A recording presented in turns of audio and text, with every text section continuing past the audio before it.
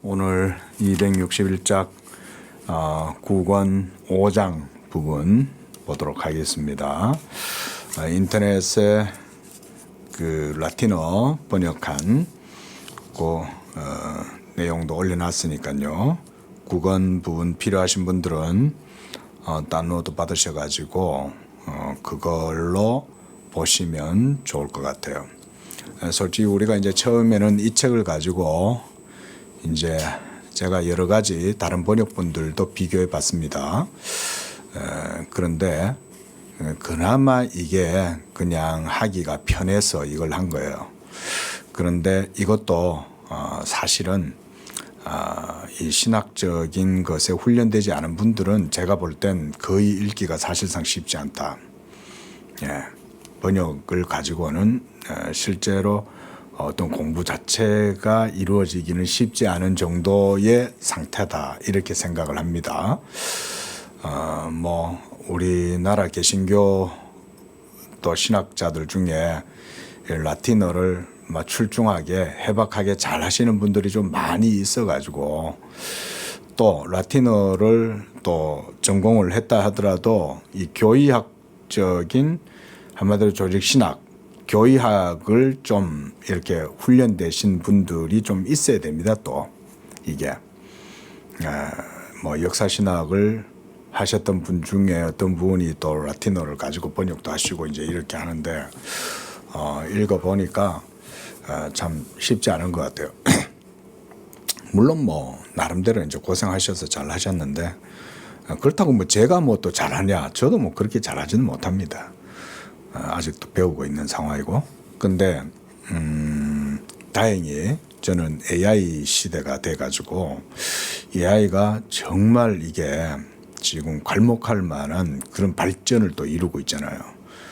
얘가 엄청, 지금 AI가 몇 년 전에 나왔나요? 한 2년 전에 나왔나요? 근데 지금 어마어마하죠. 그리고 얘는 기하급수적으로 아마 성장할 거라고 봐요, 실력이. 왜냐하면 전 세계인들이 다 쓰잖아요. 그럼 그 프롬프트를 넣고 대화를 하잖아요.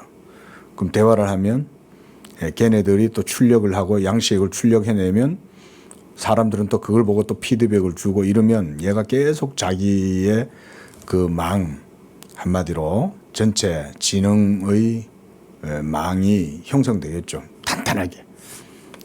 그럼 저는 요즘 AGI다 이런 얘기도 하고 그러던데,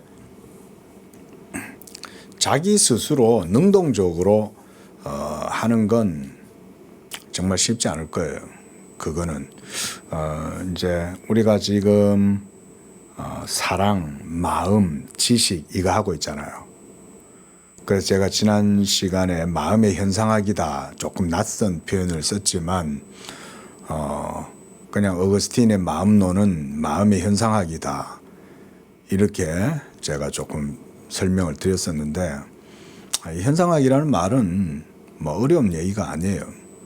그냥 마음이 마음 자체를 보는 게 현상학인 거예요.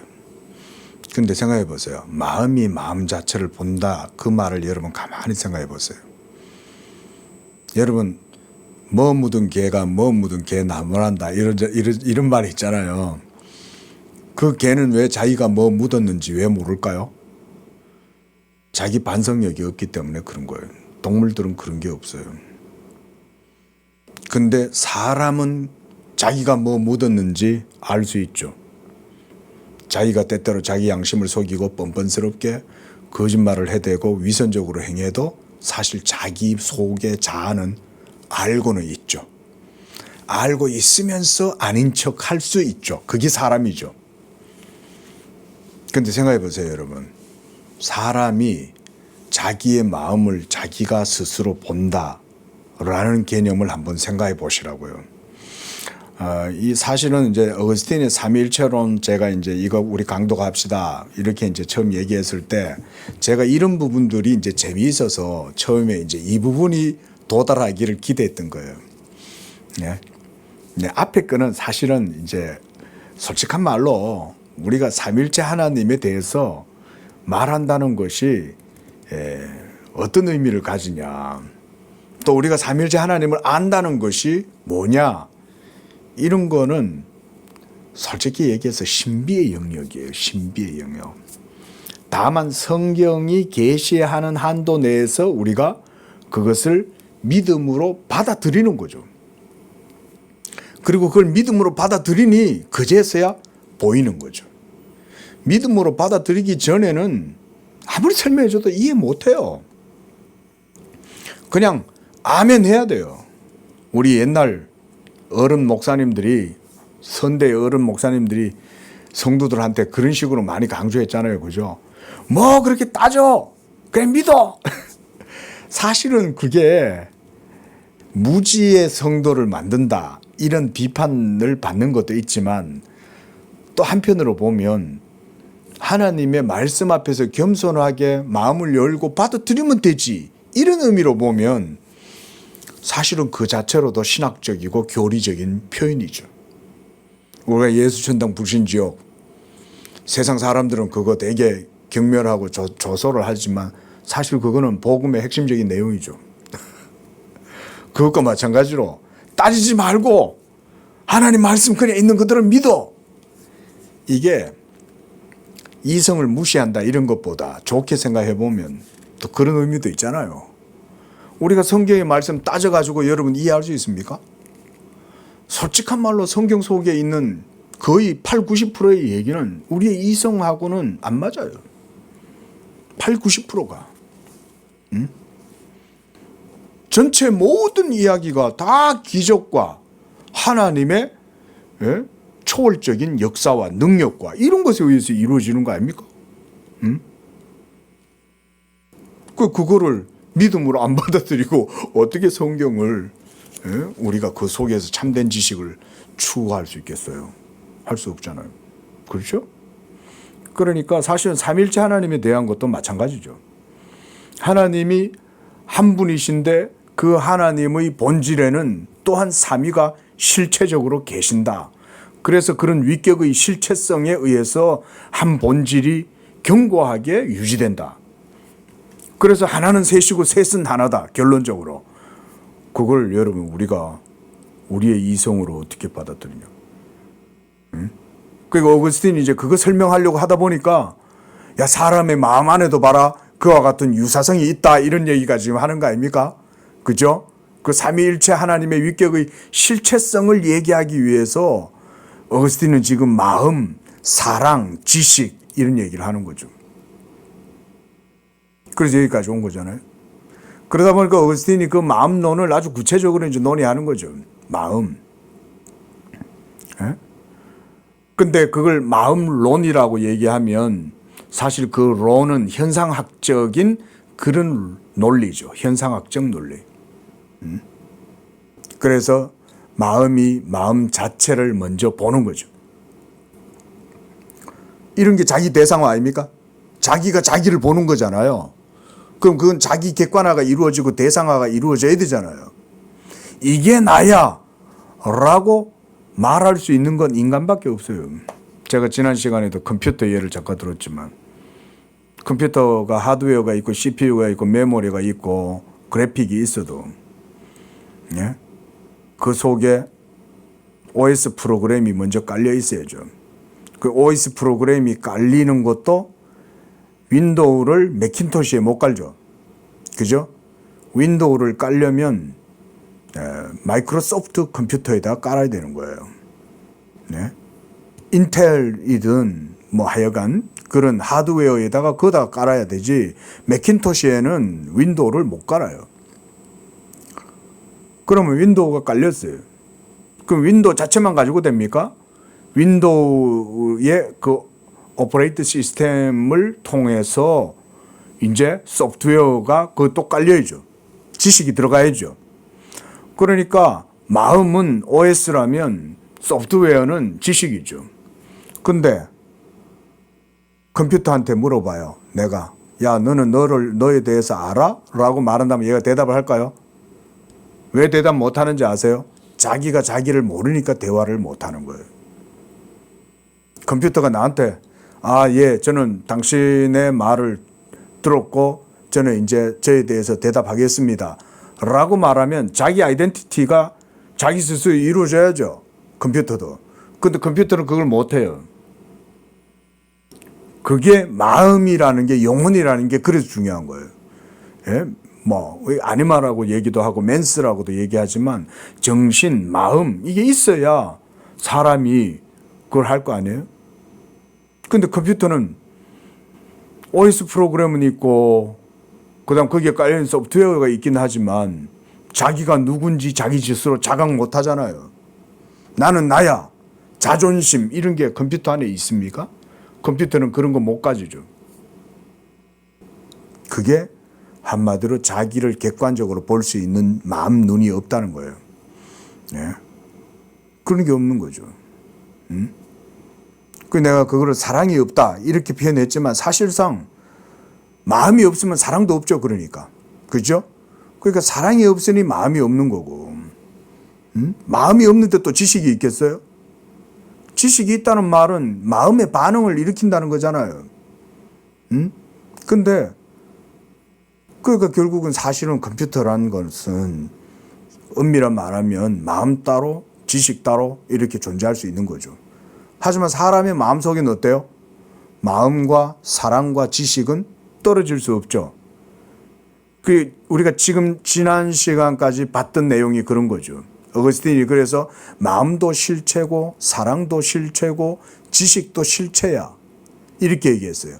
그런데 이 세 실체는 각각이 떨어져 있는 게 아니라 관계 안에서 작동한다. 그러면서 마음과 사랑과 지식이 이 세 가지가 그 속에 구별되지만 이 세 개는 서로 각각 독립적으로 실체라도 떨어져서 혼자서 기능하진 않는다. 그래서 관계적으로 작동한다. 이렇게 말하는 거죠. 우리가 그런 걸 이제 마음 현상이다. 제가 이제 이런 식으로 표현을 해봤고요. 그러니까 오늘도 이제 하겠지만 제가 이제 5장에서부터의 얘기들을 우리가 기본적으로 이해하기 쉽도록 잠깐 이렇게 설명해 볼 수 있어요. 자, 마음이 있고 그 다음 사랑이 있고 지식이 있어요. 그런데 이 각각은 다 실체예요. 이것도 실체고 이것도 실체예요. 스브스탄치아죠. 네? 히포스타시스. 근데 이 실체인데 이 세 가지는 사실상 하나의 인격을 이루죠. 그죠? 한 사람의 인격이잖아요, 이게. 이게 한 사람의 인격 안에 있는 거잖아요. 우리가 영혼 이랬을 때는 사실상 그 영혼 안에는 이 세 가지 측면이 다 있는 거죠. 그리고 이 세 가지는 서로 상호작용하는 거죠. 상호작용. 관계 안에 있는 거죠. 관계 안에서 이루어지는 거죠. 근데 여기서 이제 어거스틴이 계속 좀 구체적으로 이제 설명을 해 나가요. 구체적으로 설명해 나가는데, 자, 보세요. 우리가 이걸 마음이라고 합시다. 이 마음입니다. 그러면 마음이 자기를 사랑해요. 그러면 그 사랑은 그것을 이만큼 넘어서서 있을까요? 사랑의 범위가? 또는 마음보다 사랑이 더 작은 정도의 갭이 있을까요? 이렇게 더 크거나 더 모자라거나 사랑이 이런 상태로 마음과 같이 이렇게 있을까요? 어거스틴은 뭐라고 말해요? 마음과 사랑은 서로 이렇게 구별되는 실체라도 사실상 마음만큼 사랑도 그만하다고 말하죠. 또 그 다음 지식. 그러면 지식도 동일한 논법으로 지식도 영혼, 마음보다 요만큼 더 많을 수 있거나 혹은 더 적을 수 있습니까? 그럴 수 없죠. 그래서 지식도 사실은 똑같이 자기 마음의 크기와 똑같아요. 그러면 우리가 볼 땐 위에서 보면 하나죠. 그 옆에서 보면 어떻게 되겠어요? 옆에서 보면 이렇게 되겠죠.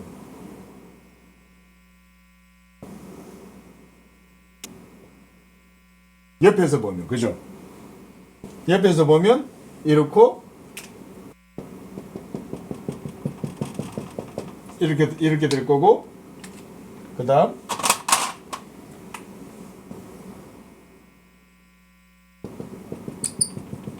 옆에서 보면 이렇게 되겠죠. 제가 그림을 잘 그렸습니까?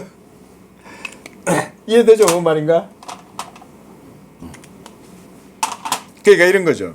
자, 요렇게 있으니까 앞에서 보면 세 가지가 하나로만 보이지만 옆으로 약간 틀어보면 이제 이렇게 보이는 거죠. 그죠? 세 겹이 되는 거죠.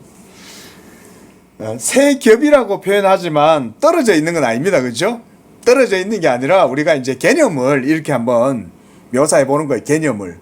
그러니까 마음, 사랑, 지식이 사실상 한 사람의 영혼을 구성함에 있어서 이와 같이 세 개가 다 독립된 실체라 할지라도 서로가 다 동등한 그런 이제 범위를 차지하는 거죠. 마음이 있고 사랑이 마음보다 더 크거나 더 적을 수 없고 지식이 마음보다 더 크거나 더 적을 수 없어요. 항상 이 세 같이 이렇게 있는 거죠. 그러니까 이런 게 바로 삼일체 하나님의 동등성하고도 유사성이 있죠. 그죠? 아버지는 아들보다 크냐 작냐 이랬을 때 존재론적으로는 동등하죠. 그죠? 우니타스 하나가 되시는 거죠. 본질상. 그러니까 이런 것들을 보면 성부는 아버지보다 작으시냐 아버지보다 크시냐 크시지도 않고 작으시지도 않는 거죠. 그 이제 어거스틴이 삼일체 하나님에 대해서 이야기를 하다가 그 위격의 실체성 이런 것들을 바로 마음으로 설명했던 거죠. 자, 그럼 한번 이제 이렇게 생각을 하면서 5장 8절입니다. 그러나 마음이 자체를 알며 사랑할 때 그 마음과 사랑과 지식이라는 이 셋의 경우 아무리 셋을 혼합해도 이 셋의 일체성이 없어지지가 않는다 이 말이죠. 요거죠. 요거 여기 없어지지 않아요. 이것들은 각각 자체로서 있으며 이 자체로서 마음도 있고 사랑도 있고 지식도 있어요. 그런데 서로 모든 것 안에 있다 이렇게 표현한 거죠. 그러니까 우리가 이렇게 하나 그렸어요. 이게 이제 영혼이죠. 이거 제가 영혼이라고 그랬어요. 그렇죠? 자, 이 영혼 안에 사랑의 범위도 영혼과 동등하고 지식의 범위도 사랑과 영혼과 모두가 다 동등한 거죠. 그러니까 이것 안에 다 있는 거죠. 이것 안에 개념적으로 구별해 보면 이런 식으로 삼중인 것 같지만 사실상 본질적으로는 이렇게 관계 안에서는 이게 그것 안에 그게 있고 그것 안에 그게 있다 이렇게 되는 거죠. 어려운 말 같지만 이제 듣다 보니까 이제 그렇구나 이제 이해되죠. 그래서 공부를 해야 돼요. 공부를 안 하면 이런 개념을 이해를 못 해요. 뭐 무슨 엉뚱한 소리 하냐 이렇게 되는 거죠. 그래서 서로 모든 것 안에 있다. 그래서 만약에 둘씩 보아도 그러면 보세요. 자, 영혼과 사랑만 놓고 봅시다. 그러면 지식은 어떻게 될까? 이런 얘기죠. 그러면 둘씩만 봐도 아니면 사랑과 지식으로만 봐도 다 영혼과 동등하고 영혼과 사랑으로만 봐도 지식과 동등하고 그러면 영혼과 지식으로 같이 봐도 사랑과 동등하고 이렇게 되는 거죠. 그런 얘기예요. 그래서 그들은 나머지 하나 안에 있다. 그러므로 모든 것이 모든 것 안에 있다. 물론 마음은 자체 안에 있으며 그 자체에 관해서 마음이라고 부른다. 그래서 우리가 뭐 시편 같은 데도 보면 내 영혼아 네가 어찌하여 네 속에서 불안하여 우는고 낙심하여 하는가 이러면서 자기가 자기 영혼을 향해서 지시하고 말을 하잖아요. 그건 사람밖에 못한다니까요. 우리 집에서 키우던 삐삐가 앉아가지고 아이고 개 인생이 상팔자라더니 참 이러면서 자기 주인에 대해서 그렇게 생각하는 것 같습니까? 개들은 그렇게 생각하지 않아요. 개들은 그러면서 주인을 뭐 우습게 얘긴다든지 무시한다든지 이런 식으로 안 합니다. 사람은 그렇게 할 수 있어요. 그러나 그러나 그 자체를 아는 그 지식에 관해서는 마음이 알아요. 내 속에 내가 지금 이런 생각을 하고 내 마음이 나를 알죠. 또는 알려지고 또는 알만하다고 말한다. 이거 사람밖에 못하죠. 또 마음 자체를 사랑하는 그 사랑에 관해서 그것은 사랑한다 또는 사랑을 받는다 또는 사랑할 만하다라고 할 수 있죠. 여러분 이런 게 영혼의 인격성이죠. 그죠? 예? 그러니까 어거스틴이 이 사람의 형상을 하나님의 형상이다 라고 했을 때 그 유비 또는 유사성 이것을 가지고 사람의 영혼을 이런 식으로 지금 보는 거잖아요. 그래서 여러분도 여러분들의 마음을 스스로 볼 수 있는 그런 이제 마음 눈이 있죠. 그죠? 그 지적으로 예민한 사람은 그런 것들을 읽어낼 수 있죠. 사람의 지성은 그런 거예요. 그래서 기도를 한다든지 늘 정신이 그러니까 마음이 깨어 있는 거죠. 말 그대로 깨어 있는 상태에 있는 사람들은 자기와 자기 마음과의 사이에서 일종의 그런 어떤 지식이라든가 어떤 의미라든가 뭔가 깨닫는 것들 이런 것들을 포착해낼 수 있어요. 그 인간이 그래서 하나님 대단하게 만들어 놓으신 거예요. 하나님이 안 보고도 어떤 느낌으로도 어느 정도 딱 피드백을 할 수 있어요. 본인 스스로가 약간의 소스만 있어도 이렇게 혼자 생각해 보는 거예요. 약간 이렇게 보이는 것만 봐도 경험과 마음 속에 있는 깊은 본성과 이런 것들을 다 조합을 해가지고 판단을 해볼 수 있죠. 어떤 사태나 상황, 조건에 대해서. 그게 사람이죠. 사람 정말 대단하죠. 그런 걸 보면 정말 대단하지 않습니까? 비록 우리가 이 육체라고 하는 한계에 갇혀 있긴 하지만 우리의 정신은 월등하죠. 사실은. 대단한 활동을 하는 거죠. 그래서 우리가 심정적으로 이런 말 있잖아요. 이게 되게 모호한 것 같지만 사실 심정적인 게 어떨 땐 사실인 경우가 되게 많죠. 그 심정적이라는 말을 사용하는 건 사람밖에 없죠. 그렇죠? 오랑우탄도 못해요. 심정적으로 이런 게 없어요. 그런 게 지금 이제 마음이죠. 그래서 그 밑에도 보면 지식에 대한 얘기입니다.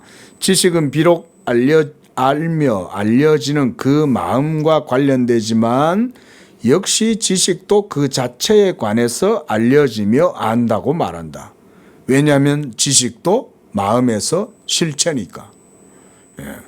그래서 마음이 자체를 아는 그 지식은 마음 자체에 알려지지 않은 게 아니기 때문에. 보세요.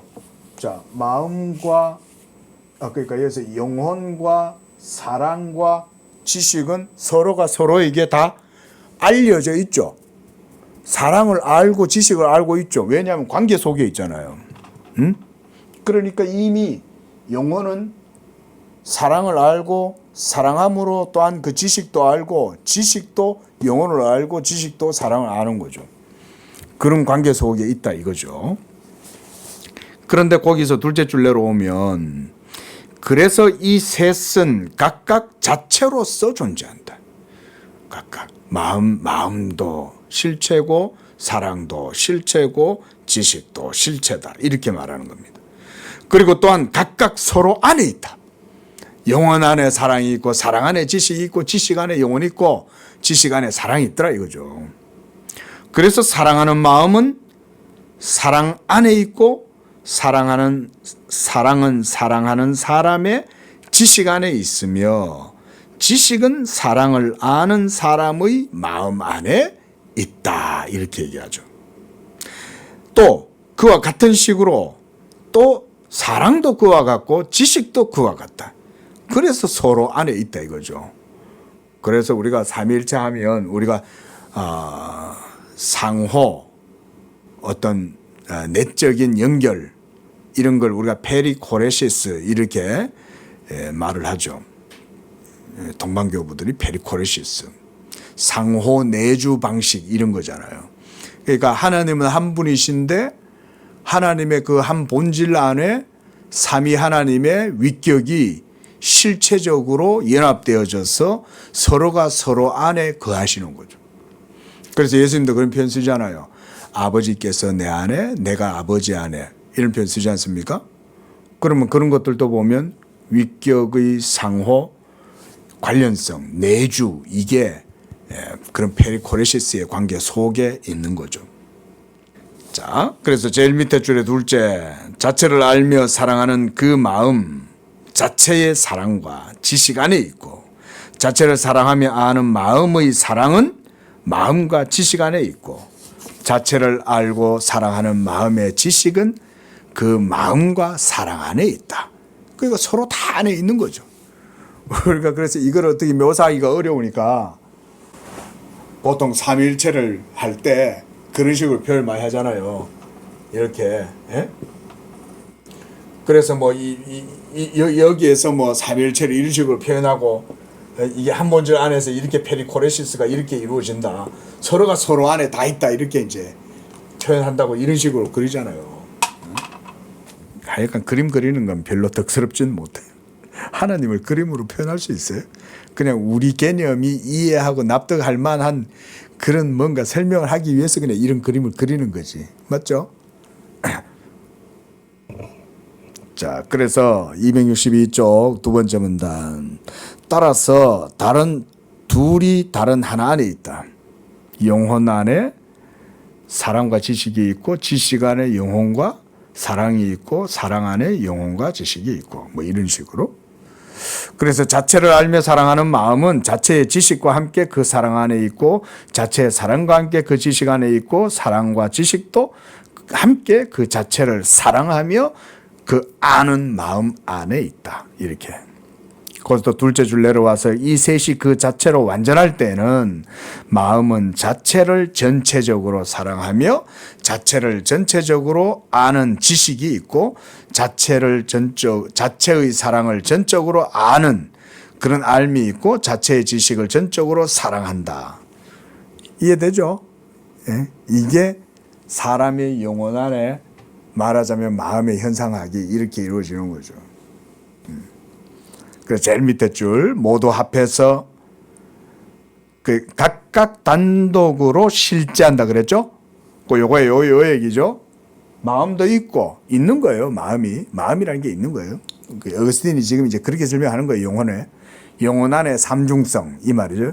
이 영혼 안에 있는 삼중성에 마음이 있고 사랑이 있고 지식이 있는데, 이 셋은 각각 있는 거고, 그리고 이 셋이 이와 같이 합해도 한 실제요. 본질적 존재이며, 그러나 서로의 관계 가운데서 파악되는 거다. 이게 바로 삼위일체 하나님의 내재적 본체론적 삼위일체 하나님의 존재론적 양식과 유사하죠. 그거 설명하려고 어거스틴이 지금 이 야단을 치는 거예요. 자, 6장. 사랑은 그 자체로서 아는 지식과 영원한 진리 안에서 아는 지식은 다르다. 물질적인 사물들도 영원한 진리의 법칙에 따라 판단해야 된다. 이런 거는 생각해 보세요. 자, 이게 이제 제가 종종 그런 말씀 드리잖아요. 제가 그래서 이 투박하게, 러프하게 여러분들한테 그렇게 말씀드리는 거예요. 여러분, 하나님의 통치와 지혜와 능력을 먼 데서 찾지 마세요. 이런 사기 그릇 하나 안에 분자 속에도 하나님의 신적 지혜가 있습니다. 여러분 이렇게 생각 보통 안 하죠. 예수 믿는 성도들도 그렇게 생각 안 하죠. 그렇죠? 근데 성경을 보면 뭐라 그래요? 하나님이 모든 세계를 말씀으로 지었다고 말씀하죠. 그리고 모든 세계가 하나님의 말씀으로 지어졌는데 지어진 것이 하나도 그거 없이는 된 것이 없다. 이렇게 분명히 얘기하잖아요. 근데 왜 우리는 그렇게 생각하지 않죠? 그만큼 우리는 믿음으로 사물을, 세상을 안 바라본다 이 말인 거예요. 그런데 성경은 들여다보면 뭐라 그래요? 지음받은 것 가운데 어느 것 하나도 그거 없이 된 것은 없다. 어느 것 하나도. 그럼 양자역학도 그 속에 깊이 들여다보면 믿음의 눈으로 보면 거기도 그리스도의 지혜가 말씀의 지혜가 있는 거죠. 그렇게 표현해야 돼요. 근데 보세요. 벌써 1600년 전에 어거스틴이 그런 얘기를 한 거죠. 얼마나 대단합니까? 이런 게 개혁신학이에요. 그래서 정통 개혁신학은 하나님의 계시를 의존해서 모든 세계와 사물, 사태, 현상을 다 이렇게 명령하고 정의하고 해석할 수 있어요. 그게 개혁신학이에요. 개혁신학은 그래서 모든 학문의 가장 위에 있어요. 예? 그래서 철학하시는 분들을 제가 결코 무시하는 게 아닙니다. 예, 결코 무시하는 게 아니라 그래서 철학은 신학의 시녀인 수밖에 없는 거예요. 왜냐하면 철학은 다시금 말씀드리지만 무시하는 게 아니에요. 철학은 말 그대로 인간에 의해서 이루어지는 거잖아요. 그런데 철학의 영역에 해답이 있습니까? 철학의 영역은 해답이 없어요. 철학은 질문함으로써 그 타당성을 얻죠. 철학은 질문하는 거예요. 질문. 이거 왜 이렇지?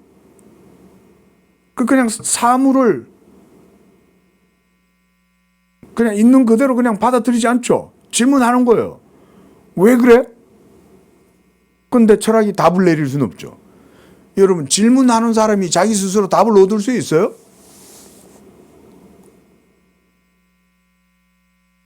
여러분, 제가 지금 이걸 뭐 과한 얘기입니까? 질문하는 사람이 자기 스스로 답을 내릴 수 있냐고요. 지가 질문해놓고 지가 답을 내릴 것 같으면 뭐하러 질문을 해요? 근데 이 간단한, 어떻게 보면 누가 들으면 우격다짐한다 이렇게 얘기할지 모르겠지만 틀린 질문이 아니죠. 제가 이거 AI 애들한테 딱 물어보면 얘네들 대번 답해줘요. 주저하지도 안 하고. 맞습니다 그래요. 걔네들이 그냥 내 비위 맞춰주려고 맞습니다 그러는지 아세요? AI는요 거짓말을 안 해요. 그 없는, 모르는 것을 모르는 대로 말을 할지언정 걔네들은 속이지는 않아요. 그들이 꺼내놓는 결과물은 논리적인 그대로 얘기해 주잖아요. 그 제가 질문해 봐요. 아니 질문하는 사람이 답을 내릴 수 있어? 논리적으로 틀려요? 맞아요? 맞죠? 철학은 질문함으로 의미가 있지만 자기 스스로 답을 내리지 못합니다. 절대로. 그래서 지금까지 2000년 동안 아이러니하게도 철학이 유지될 수 있었던 이유는 질문을 하면서 답을 내릴 수 없었기 때문에 철학이 유지되는 거예요. 시중에 가보면, 저 교보문고 가보면 철학책들 많이 있죠. 동양 철학, 서양 철학, 책꽂이는 빽빽하잖아요. 근데 그 전부터 답일까요? 답 아닙니다. 전부 질문이지. 답 없어요, 거기에. 답을 내리는 건 신학의 영역에서만 가능해요. 신학의 영역에서만. 근데 이 신학의 오만함이 아닙니다. 제가 답을 내리는 사람이다라는 말이 아니에요. 그런 게 아니에요. 하나님의 계시가 있잖아요. 하나님의 말씀이 있잖아요. 하나님의 지식이 있잖아요. 그거에 대한 답을 내리죠. 성경 보세요. 제가 그걸 신앙생활 하기 시작하면서 성경을 딱 읽는데 정말 저에게도 충격이었어요. 저는 철학적 답을 얻을 수 있을 줄 알았어요. 근데 성경을 아무리 읽어봐도 어디에도 성경은 너희들의 철학적 질문에 대해서 내가 답하겠다 이렇게 얘기하는 것은 한 군데도 없어요. 그게 뭘 의미하는지 아세요? 하나님은 개미들이 앵앵앵앵 그러면서 질문하는 거에 대해서 신경 안 쓰시는 거예요. 그냥 태초에 하나님이 천지를 창조하셨다. 딱 그냥 말해버리는 거예요. 그리고 빛이 있으라고 말씀하셨다. 그리고 그가 말씀하심에 만물이 24시간 동안 세워지고 하루가 지나가고 그 다음 걸 하나님이 만드시고 이렇게 해서 만드시더라. 그리고 제7일째 되니까 하나님이 자기의 말씀으로 모든 일을 다 마무리하고 제7일째는 하나님이 그 가운데 쉬시더라. 요한복음에 오니까 태초에 하나님이 태초부터 계신 그 말씀을 통해서 모든 세계를 창조하셨다. 지어진 것이 그거 없이는 하나도 된 것이 없더라. 이런 얘기를 그냥 성경은 그냥 툭툭툭툭 하죠. 그 신학은 거기서부터 이루어지는 거예요. 우리가 처음부터 어거스틴의 삼위일체는 딱 시작할 때 어거스틴도 뭐라고 못 받고 시작했어요? 성경, 믿음 이거 딱 못 받고 시작하잖아요. 삼위일체론 할 때. 자기가 지금부터 이 삼위일체에 대해서 농구할 텐데 삼위일체에 대해서 이런저런 막 여러 잡설들이 많이 있더라. 근데 그 사람들 보면 다들 막 아리송하고 애매모호하고 그 속에 있으면서 내가 이런 말을 하면 도리어 우습게 여기면서 이러면서 막 처음에 그 얘기 하잖아요. 그러나 내가 그들에게 확실하게 내가 얘기하겠다. 이러면서 그가 제시한 방법이 뭐였어요? 성경과 믿음으로 삼일체 하나님에 대해서 내가 증명하겠다 그랬잖아요. 그리고 그가 떵떵거리면서 했던 얘기 있죠. 자신만만하게. 뭐라고 얘기했습니까? 마지막에 가서 나중에 되면 너희들 알게 될 거다 이러죠. 어거스틴이 처음에 그러고 시작했잖아요. 일본에서. 그러니까 개혁신학이라는 거는 사실은 하나님의 진리의 정통성이 아주 가느다란하게 마치 여러분 우리 금맥 찾는 게 어렵잖아요. 그죠? 금맥을 찾아낸다는 게 얼마나 어려워요. 그 정도보다 더 힘들어요. 사실은. 진리를 찾는다는 게. 여러분 세상에서는 진리, 베리타스, 베리타스 룩스 메아 이러면서 진리가 내 빛이고 대학에 상아탑 앞에 자랑스럽게 진리에 대해서 막 갖다가 슬로건을 걸어놓잖아요. 그러나 그들이 얘기하는 모든 진리는 진짜 진리는 아니죠. 그 이성의 진리죠. 이성의 진리. 내가 진리가 있는 게 아니라 진리를 추구한다죠. 진리를 추구한다. 근데 그 진리는 사실은 하나님 그분 자신이 진리죠. 말이 좀 빗나간 면이 있지만 제 불만은 그거예요. 우리 예수 믿는 성도들은요, 여러분들이 입고 있는 그 옷, 그것도 그 원자 구조 하나조차도 모두 하나님 말씀으로 그 질서에 따라서 이루어져 있는 거다. 이래 생각하시면 돼요. 제가 그래서 일부러 막 이렇게 하도 그렇게 얘기해줘도 안 믿으니까 과격하게 그렇게 좀 표현을 하는 거죠. 원자 하나 안에도 하나님의 진리성이 그 속에 있어요, 여러분. 그래서 저는 예수 믿는 크리스찬들이 이런 믿음을 가지고 사물을 연구해라는 거예요. 그게 훨씬 사물의 본질을 파악하기가 쉬워요. 9절입니다. 사람의 마음이 자체를 알고 사랑할 때 어떤 변함없는 것을 알거나 사랑하는 게 아니다. 각 개인이 자기 마음속에 일어나는 일을 생각할 때는 자기의 특수한 마음을 어떤 모양의 은사로 발표한다 그랬는데 이게 현상학이죠. 예? 자기 마음을 가만히 이렇게 숙고를 해보고 자기 마음을 자기가 스스로 리플렉션 해보고 자기의 마음을 자기 스스로가 이렇게 관조를 해보니까 마음 안에 이런 게 있더라고요. 마음 자신을 알고 또 그 마음이 그 마음 자체를 사랑하고 또 그 마음이 그 마음 자체를 아는 지식이 그 안에 있더라. 이런 게 이제 어거스틴이 말하는 일종의 현상학이죠. 그러나 인간의 마음에 대해서 이건 넘어가고 그 밑에 문단. 그러므로 사람은 각각 자기 안에서 어떤 것을 보는데 그랬죠. 이때 이 보는 게 바로 이런 거죠. 그런데 자기는 봐요. 자기 마음 안에. 그리고 다른 사람은 그것을 볼 수 없죠. 내가 보는 것에 대해서 다른 사람은 못 보죠. 내가 말을 하지 않는다 하면 못 봐요. 그죠? 내가 말을 하니까 그래 너 그런 생각해? 아니 너 안에 그런 생각이 있어? 이런 것들을 그제서야 알게 되는 거잖아요. 그래서 그가 하는 말을 믿는다.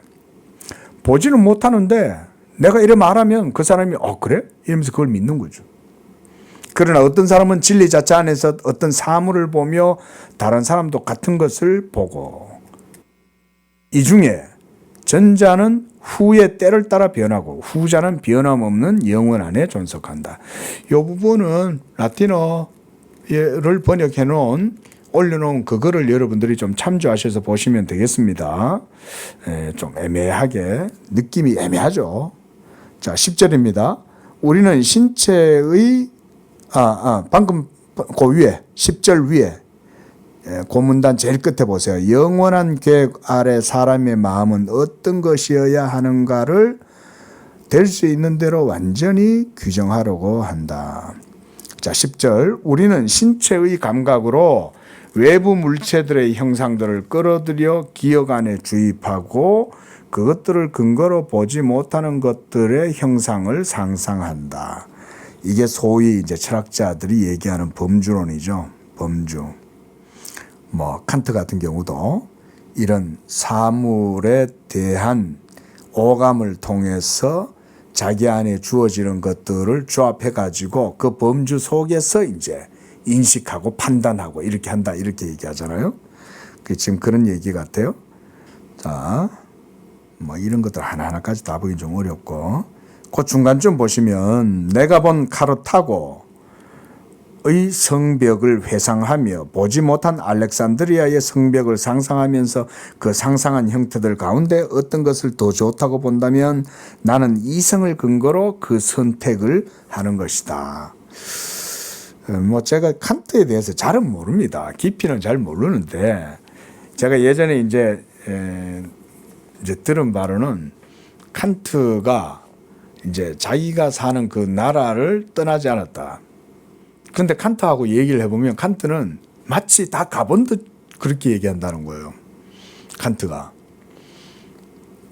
그렇게 할 수 있는 이유가 뭘까요?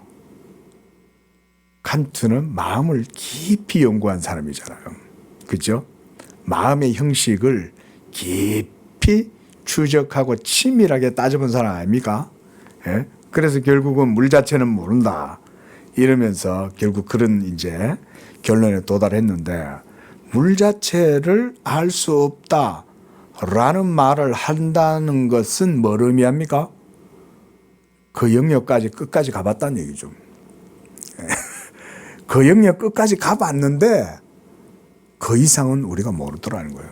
알 수가 없더라는 거죠. 마음의 논리를 아무리 조합하고 아무리 형이상학적 추구를 해보고 해봐도 마음이 마음 이상을 넘어서지 못하더라. 좀 쉽게 말하면 이 말이에요. 우리는 우리 자신의 우물에서 벗어날 수 없다 이 말이죠. 사람은 사람의 뇌리를 벗어날 수 없죠. 내가 지금 생각하고 있어요. 자, 내가 생각하고 있을 때 내가 저 우주 바깥을 막 상상해요. 내가 지금. 응? 여러분도 한번 해보세요. 우주 바깥을 상상해 보세요. 그래 가끔 보면 영상이나 미디어 같은 데 보면 우주 바깥이라 이러면서 우리의 우주를 둥그렇게 그려놓고 또 그 우주 바깥에는 시커멓게 표현하죠. 이미지로. 그건 사실일까요? 가보지도 않아놓고 상상해가지고 그려놓잖아요. 우주 바깥이라고. 그런 이상한 허무맹랑한 짓을 할 수 있는 건 인간밖에 없지만 여러분 우리는 생각할 때도 우리 생각 속에서 생각하죠. 우리 생각 밖에 벗어나가지고 그걸 보고 생각합니까? 그래서 사람은 자기의 뇌리를 절대 못 떠나요. 그게 인간이죠. 하지만 어때요? 마음속에 놀라운 진리가 있죠. 마음속에도 양심의 법이 있더라. 칸트가 바로 그런 얘기를 하는 거죠. 마음속에는 그런 인간이 자기 스스로 그걸 따라서 행동하지 않으면 안 되는 명확한 규율이 경률이 딱 짜여져 있더라. 이런 얘기까지 하는 거죠. 왜냐하면 그 정도는 본인이 파악할 수 있죠. 그런데 그런 것들을 깊이 연구하다 보니까 세상의 모든 사람들이 다 똑같지 뭐 이래 되는 거 아니에요. 내가 저 인도, 방글라데시, 남미에는 안 가봐도 내 마음속에 있는 거나 그 사람들 마음속에 있는 거 다 똑같죠. 그러면 사실은 보편적 양식은 어디 가봐도 비슷하지 뭐. 다를 거 뭐 있어요? 예? 사람이 다 거지. 이런 얘기 아니에요. 그러니까 뭐 어디 안 가봐도 쉽게 아는 거지. 아 그거 그런 거 아니겠어? 이러는 거죠. 자, 넘어갑시다. 쭉 넘어가서 이제 265쪽입니다. 7장. 7장 들어가기 전에 265쪽 위에 첫째 문단 쪽에 잠깐만 봅시다. 자, 그 위에 문단 밑에 셋째 줄 보시면 그러나 이와 다른 방법으로 단순히 지능을 통해서 마음의 눈을 초월한 것을 파악하기도 한다. 이때에는 다른 형태들의 근거와 형언할 수 없이 아름다운 그 기술을 파악한다. 그 기술이겠죠? 테크닉 그거겠죠? 스킬 뭐 이런 거겠죠? 아닌가요? 기술, 스크립트 그런 거 아니죠? 디스크라이브 아니죠? 이거? 예. 그거 한번 보세요. 그 제일 마지막에 7 이게 뭐 그 번역이 어떻게 돼 있어요? 11절에 예, 이건 뭐 일단 넘어갑시다. 시간이 없으니까 나중에 확인하고. 자, 그러니까 마음이 초월하는 것도 이제 이런 식으로 이제 파악한다 이렇게 얘기하고 있는 거죠. 자, 7장입니다. 우리는 영원한 진리 안에서 본 것들을 근거로 이거는 계시죠. 계시가 영원한 진리니까 그것을 마음이 보는 거죠. 그리고 그것을 언어로 말을 마음속에 잉태하며 낳는다. 자, 이런 거는 이제 우리가 언어학적인 측면에서도 생각해 볼 수 있는 거죠. 인간의 인간됨은 또 하나의 특징이 언어죠. 언어. 예? 이 언어의 능력을 가지고 있다는 게 또 이게 하나님의 형상과 닮았잖아요. 맞죠? 하나님은 뭐 하시는 분이에요? 말씀하시는 분이잖아요. 그러니까 우리가 하나님의 형상으로 지음바 되었기 때문에 당연히 인간도 말이라는 활동을 하는 거죠. 예? 언어 활동. 그래서 말을 마음속에 잉태하며 낳는다. 그리고 말은 피조물의 것이거나 창조주의 것이거나 간에 사랑으로 잉태된다. 야, 이런 거는 정말 이거는 깊은 것 같아요. 예? 그 말이 사랑에서 잉태돼 나온다? 야, 이거는 좀 공부 좀 해봅시다. 우리가 읽으면서. 자, 12절입니다. 모든 무상한 사물은 영원한 진리를 근원으로 만들어진다. 셋째 줄, 우리는 어떤 형태를 따른다. 그런데 우리는 그 형태를 영원한 진리 안에서 마음의 눈으로 본다. 이거 잘 봐놓으십시오. 그 다음 그 밑에 줄. 자, 사물에 대한 참된 지식을 얻는 그 마음, 심중에 이를테면 한 말. 이거 좀 우리말로 하면 뭐라고 하면 좋을까요? 발화? 예, 발화 괜찮네요. 그냥 발화.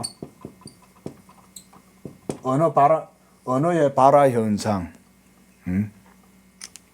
뭐, 우리가 촘스키 뭐 이런 사람들 있잖아요. 언어학자들. 유명한, 예? 촘스키 이런 사람들, 뭐 변형 생성 문법 이런 거. 그러니까 언어는 어디서 발생하냐, 뭐 이런 거 갖다 놓고 막 논쟁하잖아요. 언어학자들, 언어 철학자들끼리. 그래서 이를테면 한 말을 잉태하고 그것을 발음함으로써 밖으로 나오죠. 구음이죠. 그렇죠? 발화되고 이 발화가 이제 입 밖으로 나와서 구음이 되는 거죠. 그렇죠? 그러면 각 사람들의 언어에 그 말이 이제 나오는 거죠. 원래는 언어가 하나였잖아요. 그 하나님이 흐트린 게 바로 그 부분이죠. 하나님께서 바벨탑 사건 이후에 인류의 언어의 기능에 뭔가 하나님이 어떤 하나의 점을 딱 찍어서 막아버린 거죠. 그러니까 마음에서 발화가 되는 건 모든 인간이 다 공통적이에요. 그죠?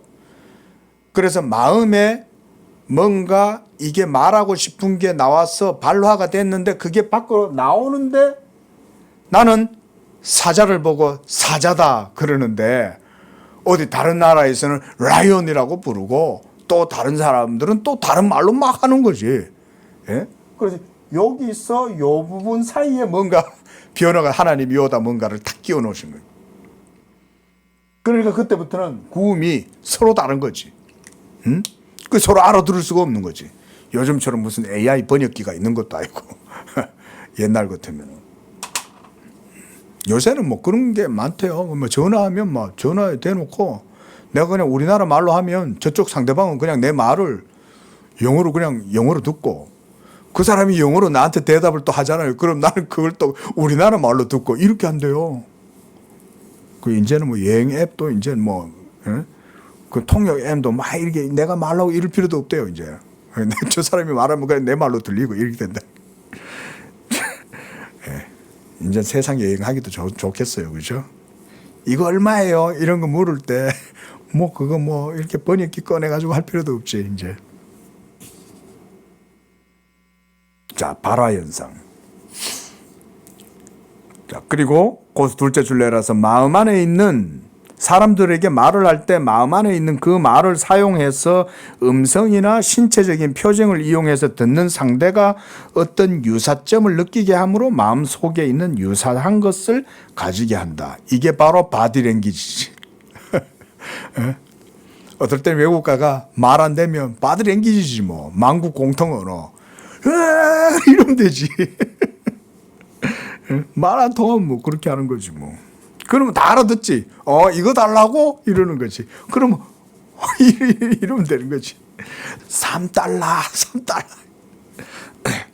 바디랭귀지.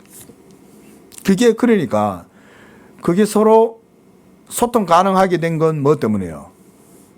동일한 그런 언어의 필드에서 대화를 하니까 가능한 거죠. 그러니까 의미는 소통되는 거죠. 의미는. 구음은 문법은 소통이 안 되는데 구음은 소통 안 되는 거죠. 구음은 문법을 통해서 나오니까. 근데 그런 건 모르더라도 의미와 맥락은 알죠. 시장인데 내가 지금 과일 가게 앞에 있는데 그럼 그거 가가지고 내가 뭐 잠바 주세요 이러겠어요? 그죠? 과일이니까 이거 사과 이거 뭐냐 이렇게 얘기할 거 아니에요. 또 내가 또 이렇게 얘기하면 되고. 예? 우리 이런 게 말하자면 프로토콜이라는 게 뭐 딴 겁니까? 그런 게 프로토콜 아니에요. 프로토콜이라는 건 내가 여기서 야라고 부르면 저쪽에서도 그걸 야라고 인식할 수 있도록 언어 체계를 둘이 간의 공통의 약속이잖아요. 응?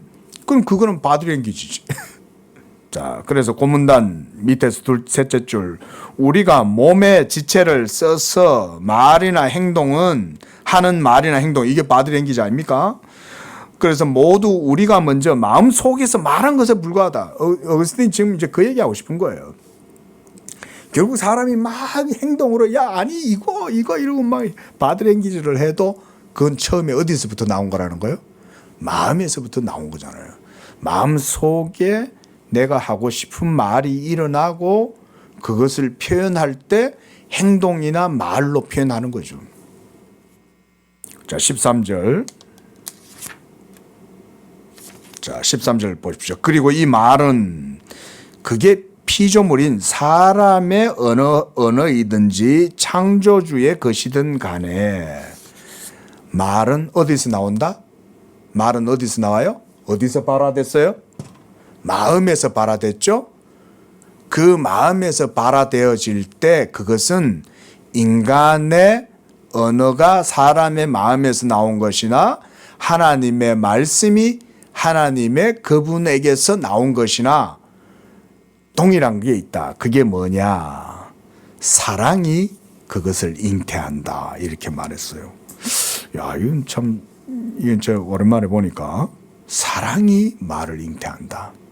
이거죠. 지금 이 사랑은 이 사랑이죠. 그죠?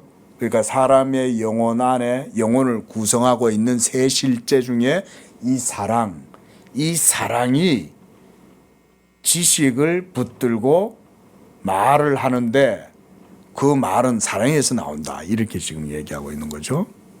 조금 더 읽어봅시다. 자, 8장입니다. 욕망과 사랑은 어떻게 다른가? 그러므로 말을 잉태하는 것은 욕망이나 사랑이다.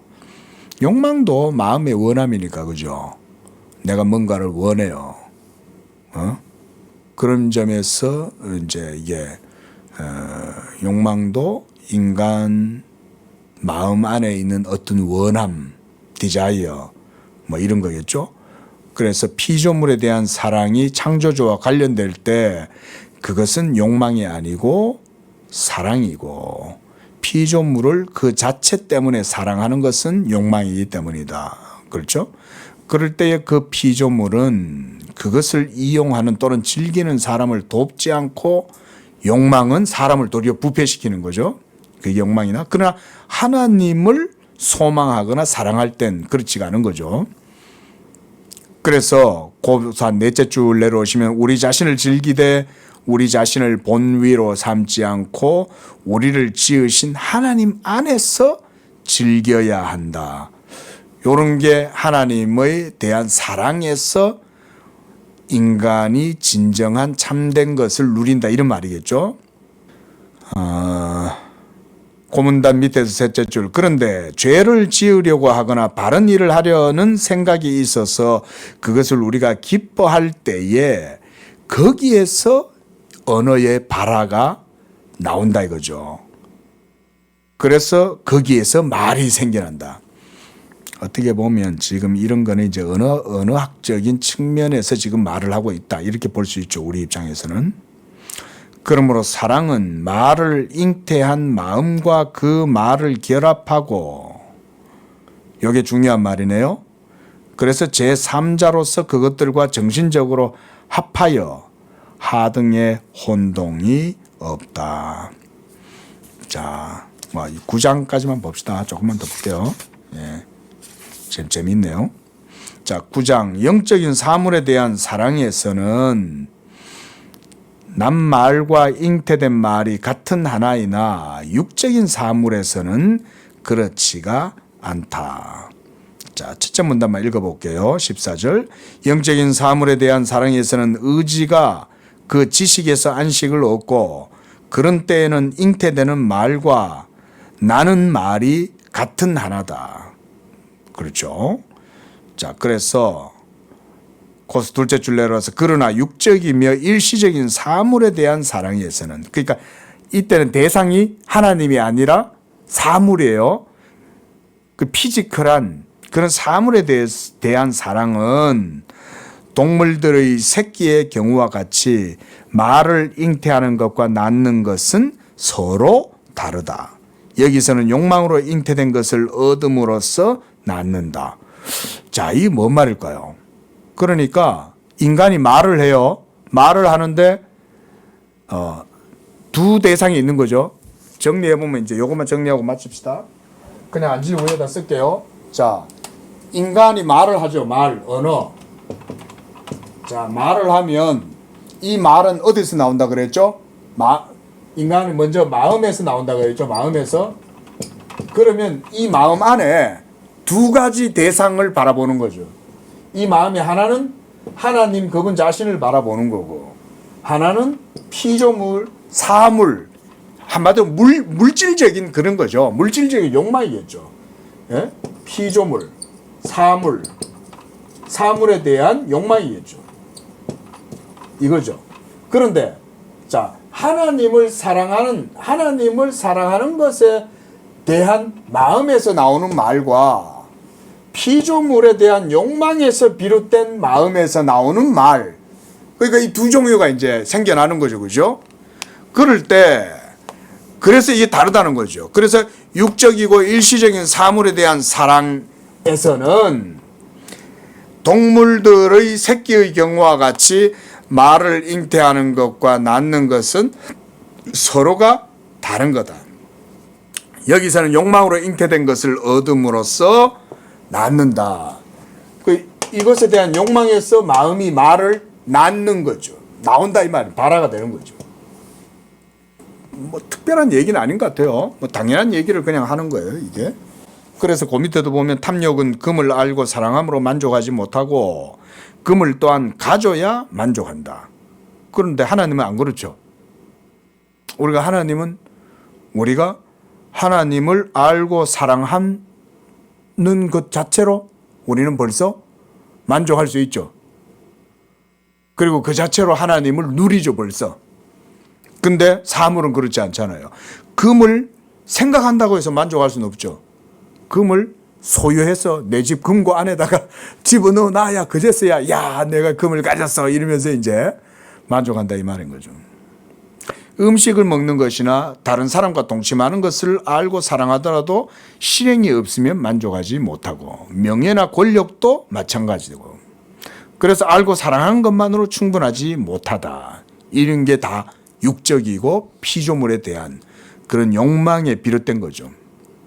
그래서 거기서도 보면 뭐 이제 어거스틴이 267쪽에 보면 뭐 여러 가지 이제 원어적 의미들도 설명을 해요. 보니까 뭐 시편 7장 14절에 보면 고통을 잉태하여 불의를 낳았다 뭐 이런 표현도 쓰고 거기서도 셋째 줄 내려오면 뭐 라틴어 파르타라는 말은 레페르타 또는 콤페르타 뭐 이런 것을 완곡하게 쓴 것이고 낳음, 출산, 파로투스에서 온 것 같다 뭐 이러면서 이제 야고보서 1장 15절 욕심이 잉태한 즉 죄를 낳는다 뭐 이런 표현도 가져와서 비유적으로 쓰는 겁니다. 자, 뭐 여기까지 하면서 다음 주에 또 보죠. 다음 주에 보면서 그러니까 이 사랑에서 나온다.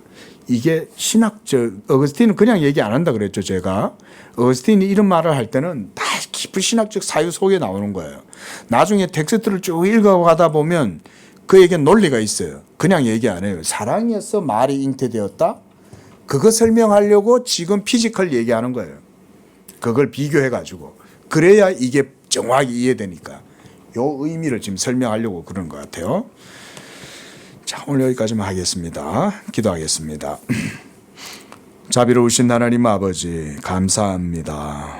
이와 같이 하나님을 아는 지식을 주시고 하나님 사랑하는 마음을 주셔서 우리 사람의 영혼이 하나님의 생명과 지식을 소유하고 향유할 수 있는 그런 은혜 주심을 감사합니다. 하나님 우리가 이와 같이 이 하나님 사랑하는 마음 가운데에서 우리의 영혼이 하나님 아는 지식으로 더욱 풍성해지고 그러므로 또 우리의 마음도 풍성해지며 우리 마음이 하나님의 그 부여하심을 깊이 누리는 복된 삶이 되도록 축복해 주옵소서. 예수님의 이름으로 기도합니다. 아멘.